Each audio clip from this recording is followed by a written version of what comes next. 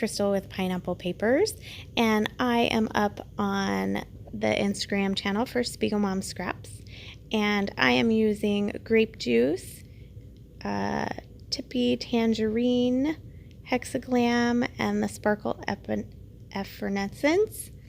I do not end up actually using that Funky New Year. I didn't bring in the silver or the black. But I do end up using those rustic stars, which are beautiful. And I think they come in 3, maybe 4 sizes in there, but they fit perfectly in this cut file. So this cut file was given to me by a friend, and I thought for sure it was from Paper Issues, but I went on their website and I couldn't find it, and I also checked the Hip Kit Club and I couldn't find it there. So I don't know if it's from the Cricut store, maybe, I'm not sure, but it's super cool.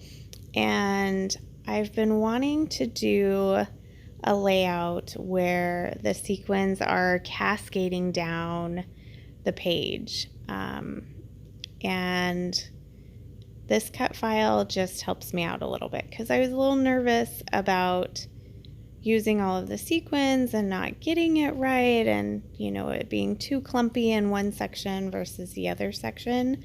And so that's why this cut file is perfect. So if you know where it's from, please leave it in the comments. And if for some reason I can find out, I will definitely post it at any point. So obviously I started having fun and wasn't thinking a ton about my picture, and realized, I should probably decide where my picture is going to go so that I know where these little stars are going to go. So this is a picture of my daughter and her friend at one of the dance competitions, and I pulled the colors of the sequins from the backdrop and their outfits. So their outfits were gold and kind of a army green because they did Boogie Woogie Bugle Boy, but the backdrop was purple. And I remembered I had bought these purple sequins, and I was like, oh, the purple and gold would be so pretty. So I do actually make 3 little piles on my desk, and I do kind of start with the bigger pieces and kind of see how they're going to fit, and they do end up fitting in some of that circles. Isn't that pretty? I love how this turned out. So I basically took my Scotch tacky glue, put it in the little circle or the cluster of circles from the cut file, and just started gluing one at a time. No real rhyme or reason, just not too many of the same next to each other. So now I am taking my shimmers in, I say this wrong every time, but I love this one. It's like Orchid-stra. I'll put it in the comments below because I can never say it, and I definitely want you to head over to the shop and be able to get it. I do know that she is doing a pre-order with a bunch of new shimmer products, so definitely head on over there, and you can use the coupon code, which is even more exciting. So I do have to do that. I've decided that even though January is a spending freeze, I think that when you pre-order something and don't get it till February, I think that it doesn't count. So that's what I'm going to go with. So I did back the back of the cut file with just a piece of lavender cardstock that I've probably had in my stash forever. And I figure that way if a little bit of it shows, it'll kind of go with the sequence and won't be a big deal. So as far as embellishing this page, it is very simple.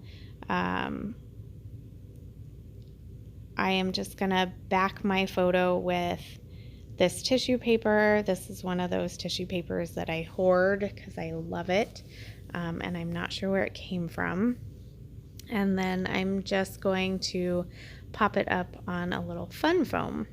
Now, one of the stars kind of peeks out from the photo, and I thought I would wait and attach that one afterwards.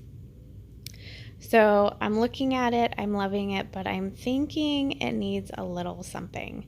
So I'm thinking I need to bring in a little more gold. So I have this gold paper pad, and I just pull this particular sheet out. It's got triangles or something on.